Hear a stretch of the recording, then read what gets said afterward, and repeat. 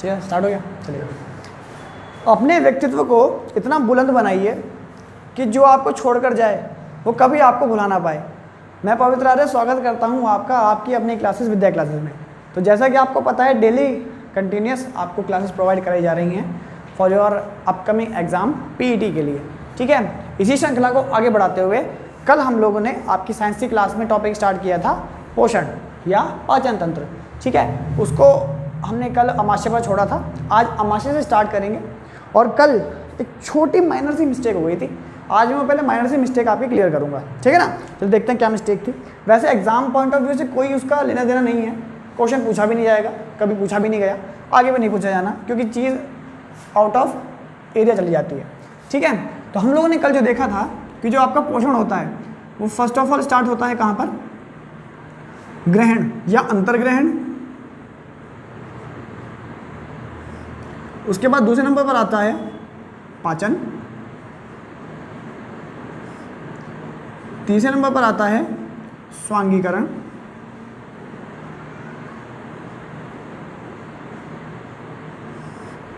चौथे नंबर पर आता है अवशोषण,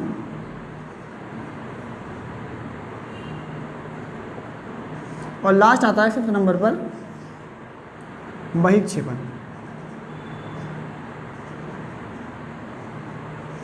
वो माइनर सा मिस्टेक ये था कि पाचन से पहले स्वांगीकरण लिखा गया था, ठीक है ना। कोई बड़ी बात नहीं है, कोई नहीं पूछने वाला आपसे, ठीक है ना।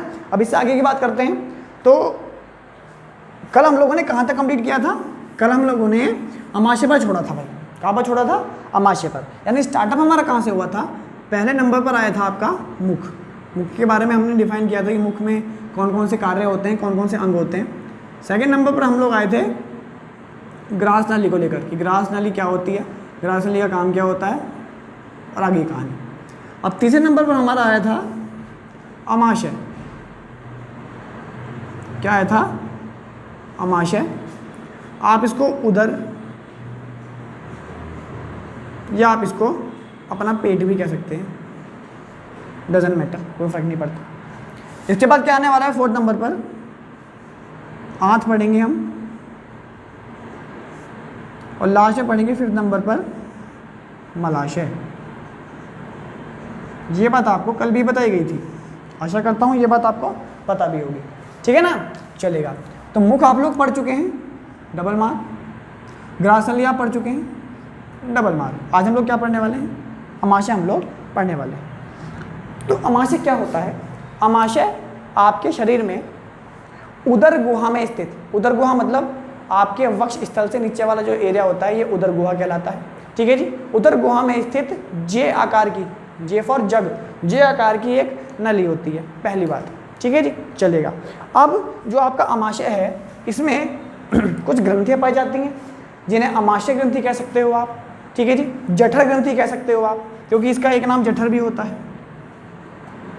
क्या होता है, जठर भी होता है, तो आप इसको जठर ग्रंथि कह सकते हो। इन जठर ग्रंथियों से कुछ एंजाइम, कुछ पाचक रस निकलते हैं। रस क्या होते हैं, मैंने कल आपको बताया था कि जहाँ भी ग्रंथि आएगी वहाँ से किसी चीज़ का श्रावण होगा, कोई पदार्थ निकलेगा, उस पदार्थ को हम रस कहते हैं, और उन पदार्थों में एंजाइम उपस्थित होते हैं, ठीक है ना। आशा करता हूँ ये बात आपको समझ में आ रही होगी। आगे कहानी देखते हैं भाई। तो जो अमाशय है आपका, उदर है, पेट है, जठर है, इसमें ग्रंथियाँ पाई जाती हैं, और वो ग्रंथियाँ कुछ एंजाइम का श्रावण करती हैं। वो एंजाइम कौन कौन से हैं, तो आपके सामने मैं लिखने वाला हूँ। एंजाइम में पहले नंबर पर आता है HCl। क्या आता है जी, HCl आता है। इसका फुल फॉर्म होता है हाइड्रोक्लोरिक एसिड।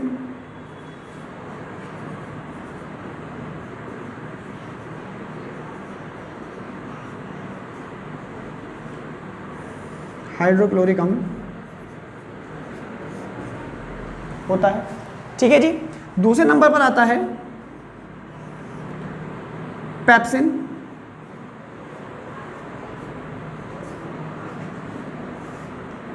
तीसरे नंबर पर आता है रेनिन।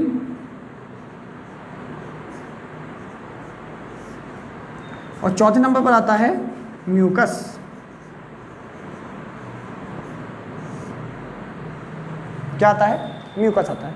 म्यूकस कोई एंजाइम नहीं है, म्यूकस एक प्रकार की लेयर है ठीक है जी।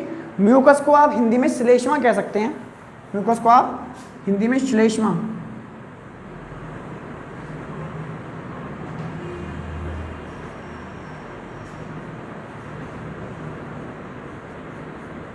श्लेष्मा झिल्ली आपने सुना होगा, वो श्लेष्मा क्या होता है, म्यूकस ही होता है, ठीक है ना। तो ये 5 आपके 4 प्रकार के ऑब्जेक्ट आपको कहाँ मिल जाते हैं, अमाशय, उदर, पेट, जठर, यहाँ पर मिल जाते हैं। अब पहली बात करते हैं HCl, हाइड्रोक्लोरिक अम्ल क्या है। तो HCl एक प्रकार का अम्ल होता है जो आपके पेट में उपस्थित है। HCl क्या कार्य करता है ये आपको ध्यान रखना है। तो जो आपका HCl है ये 3 प्रकार के मुख्यतः कार्य करता है। पहला कार्य कि भोजन के माध्यम को अम्लीय बनाता है, भोजन के माध्यम को, भोजन के माध्यम को अम्लीय बनाता है। एक बात समझ में आ रही है, भोजन के माध्यम को अम्लीय बनाता है। दूसरा पॉइंट, यह भोजन के साथ आए हुए जो कीटाणु हैं, बैक्टीरिया से उन्हें नष्ट करता है, ठीक है जी।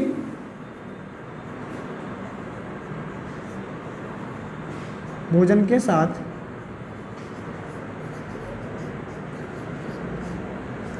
आए हुए कीटाणुओं को नष्ट करता है।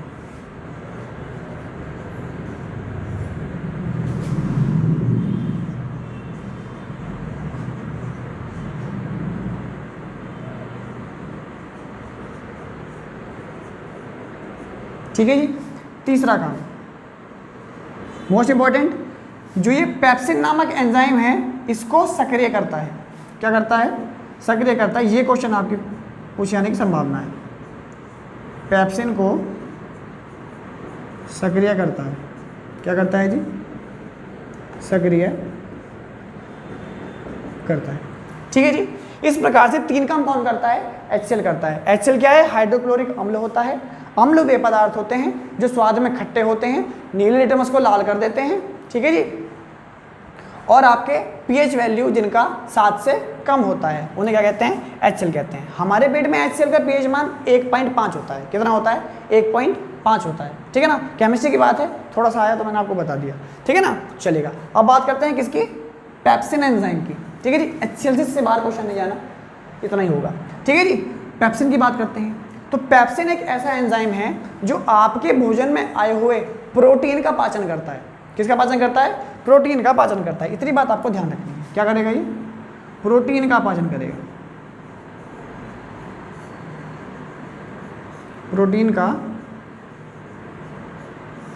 पाचन करना, ये क्या हो गया, इसका कार्य हो गया भाई। पेप्सिन क्या करेगा, प्रोटीन का पाचन करेगा। अब जब पेप्सिन होता है ना भाई, वो इनएक्टिव फॉर्मेट में होता है। इनएक्टिव मतलब क्या हो गया, सक्रिय नहीं होता है।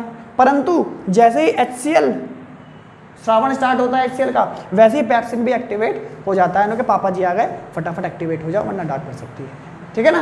ये काम कौन करता है, आपका पेप्सिन करता है, ठीक है। तो HCl और पेप्सिन आई होगा, आपको समझ में आ गए होंगे।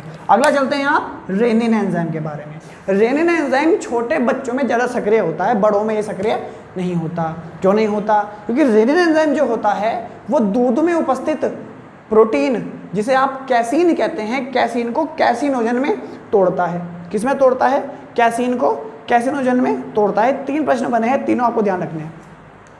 कौन कौन से बने हैं भाई, यहाँ स्थान कम रह गया तो हम इसको शिफ्ट कर देते हैं तरीके से यहाँ, ठीक है जी। तो जो रेनिन एंजाइम है वो दूध में उपस्थित कैसीन, दूध में उपस्थित कैसीन जो कि क्या है, एक प्रकार का प्रोटीन है, इसको ब्रेक डाउन कर देता है, तोड़ देता है। किसमें, कैसिनोजन में।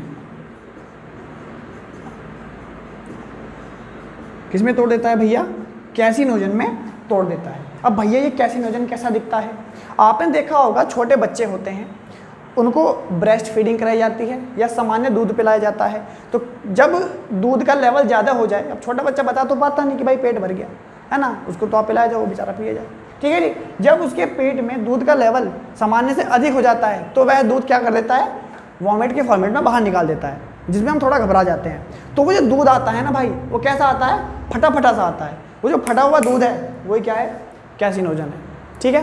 क्लियर हो गई इतनी बात? सामान्य बात है, क्वेश्चन तो बनाना नहीं, फिर भी आपकी जनरल नॉलेज के लिए मैंने आपको बता दिया, भविष्य में आपको आवश्यकता पढ़नी है तभी तो पढ़ रहे हो। चलो ठीक बात सर। चलो आगे बात करते हैं किसकी, म्यूकस की। अब भैया म्यूकस का क्या काम है, श्लेष्मा का क्या काम है? बड़ा सामान्य सा काम है कि जो HCl बन रहा है आपकी बॉडी में, आपके पेट में जो HCl बन रहा है, अब भाई HCl थोड़ा खतरनाक प्रवृत्ति का होता है, जलाने वाली प्रवृत्ति का होता है, ये बात आपको जानकारी होगी। अब जो HCl बना है वो आपके पेट को भी नुकसान पहुंचा सकता है, हाँ कि ना? आपके पेट को भी क्या कर सकता है, नुकसान पहुंचा सकता है। तो आपके पेट की दीवारों को या अमाशय की दीवारों को HCl के प्रभाव से बचाने के लिए क्या होता है, म्यूकस होता है। ये एक प्रकार की लेयर होती है जो पेट की जो दीवारें होती हैं उनकी रक्षा करती है, किससे, HCl से। इतने बात आपको म्यूकस के बारे में ध्यान रखनी है, ठीक है ना? आशा करता हूँ ये बात आपको समझ में आ गई होंगी। अमाशय में आप क्या क्या पढ़ेंगे, तो HCl, पेप्सिन, रेनिन, म्यूकस, ये 4 चीज़ें होती हैं। HCl हाइड्रोक्लोरिक अम्ल होता है, 3 कार्य स्क्रीन पर लिखे हुए हैं।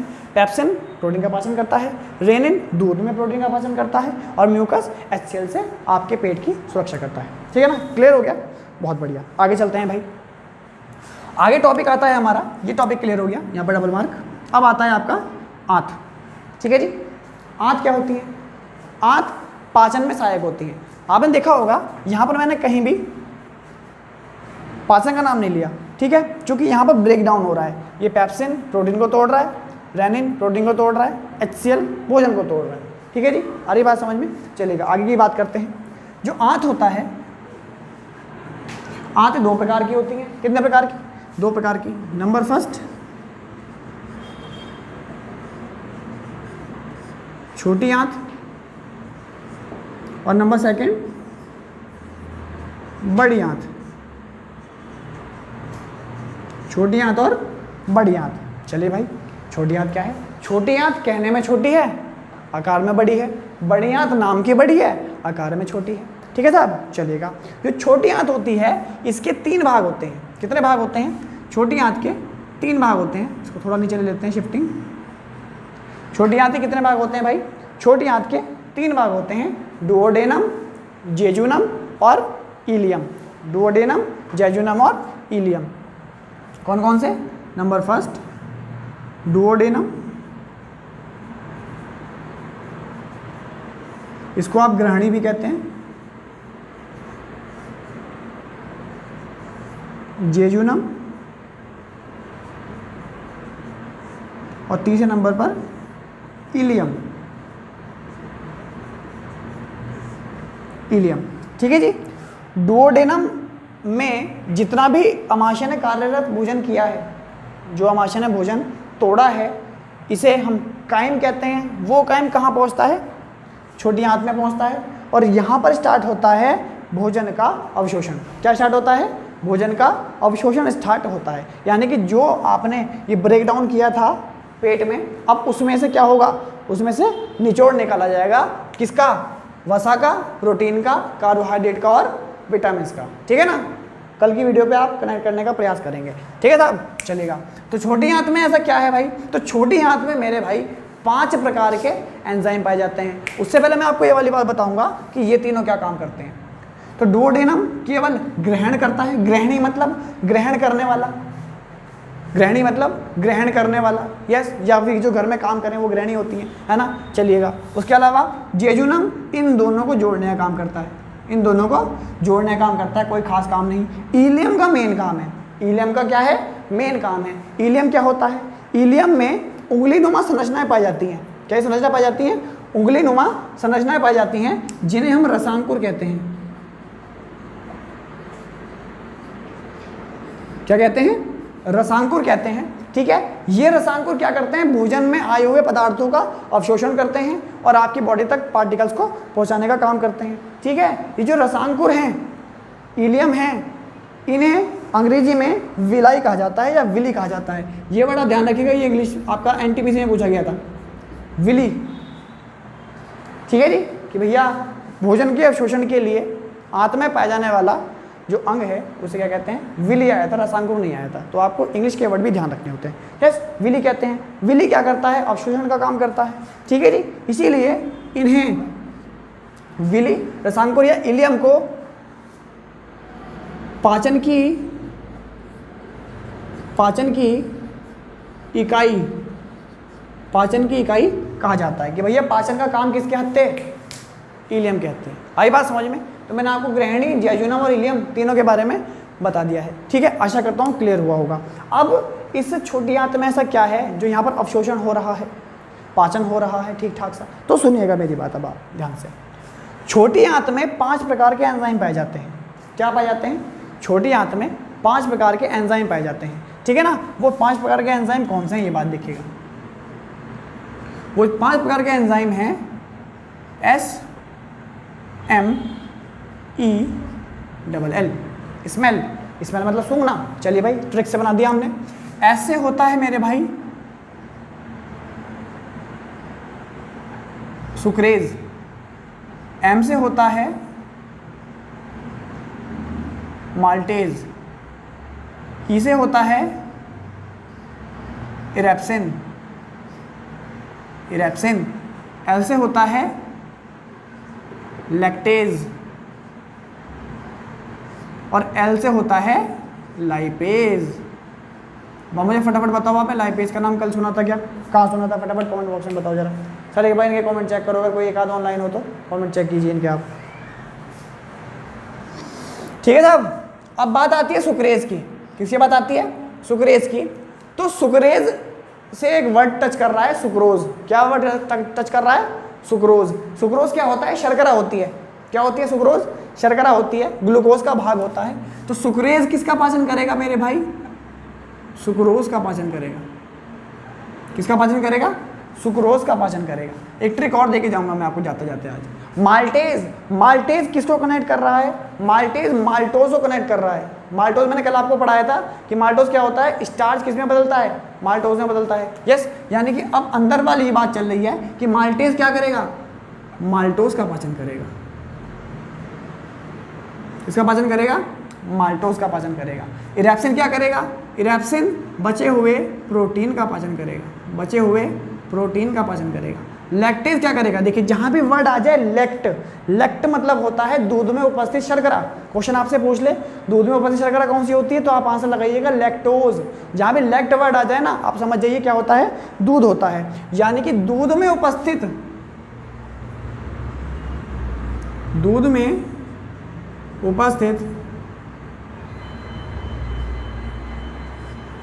शर्करा का पाचन करता है। ठीक है जी, दूध में उपस्थित शर्करा का पाचन कौन करता है भाई? लैक्टेज करता है। अब लास्ट बचता है आपका लाइपेज।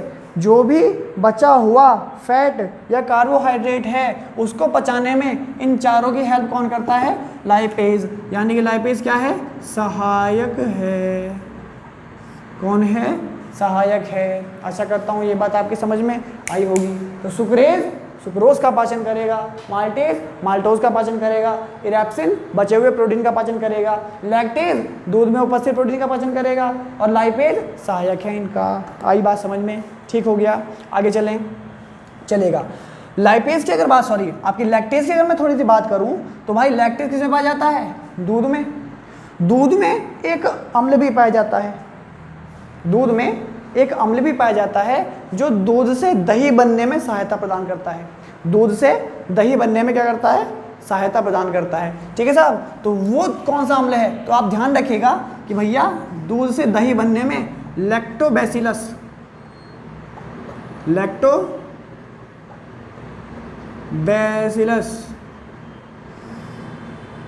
आपको एंजाइम है जो यूजुअल रहता है किसके लिए? दूध से दही बनने में। आई बात समझ में? लैक्टोबैसिलस हो गया। लैक्ट जहाँ भी आ जाए दूध, कहानी समाप्त। ठीक है साहब, ये हो गया आपका किसमें पाचन? छोटी आंत में। किस प्रकार से हुआ ये सारा मैंने आपको डिफाइन कर दिया कि भाई छोटी आंत के 3 भाग होते हैं। ग्रहणी और इलियम का मेन काम होता है जैजुनम इन्हें जोड़ता है। इलियम में रसांकुर होते हैं, उंगलीनुमा संरचना होती हैं जिन्हें पाचन की इकाई कहा जाता है।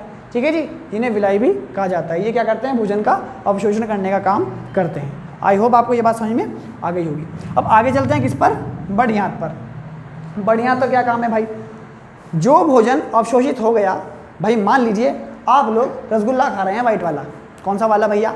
वाइट वाला रसगुल्ला खा रहे हैं। ठीक है ना, रसगुल्ले हैं हमारे, रसगुल्ला खा रहे हैं, मौज हो गई, वाह बेटे वाह। चलो कोई बात नहीं। अब रसगुल्ला आप खा रहे हैं तो आपने क्या करा, रसगुल्ले को पकड़ा और इस प्रकार से भींच दिया कि उसका सारा जो भी पॉस्चर था वो सारा निकल गया। अब हाथ में क्या रह गया, मैथ का क्वेश्चन आता है एक गुदा वाला कि पानी उड़ गया, गुदा बचा है, गुदे का वजन बताओ। ठीक है भैया, खैर छोड़ो। तो अब क्या बचा आपके पास, गुदा बचा रह गया। क्या बचा रह गया, गुदा बचा रह गया, यानी कि वेस्ट मटेरियल आपके पास बचा रह गया। जो भोजन आपने किया था वो सारा तो अवशोषित हो गया, उसमें सारे मिनरल्स निकल गए, सारा लिक्विड निकल गया। अब क्या बचा रह गया, एक वेस्ट मटेरियल मेरे हाथ में रह गया जिसे अपशिष्ट पदार्थ मैं कहता हूँ। वो अपशिष्ट पदार्थ कहाँ शिफ्ट हो जाता है, बड़ी आंत के पार्ट्स में शिफ्ट हो जाता है। और बड़ी आंत के बाद जो लास्ट आपका पॉइंट आता है वो आता है कौन, मलाशय। मलाशय क्या करता है, मलाशय को रेक्टम भी कहा जाता है। ठीक है जी, मलाशय उस वेस्ट मटेरियल में थोड़ा सा लिक्विड मिलाता है अपने पास। ठीक है जी, द्रव्य उसके पास होता है और उसे बॉडी से बाहर निकाल देता है मल परित्याग के रूप में। ठीक है जी, आशा करता हूँ ये सारी कहानी आपको समझ में आ गई होगी।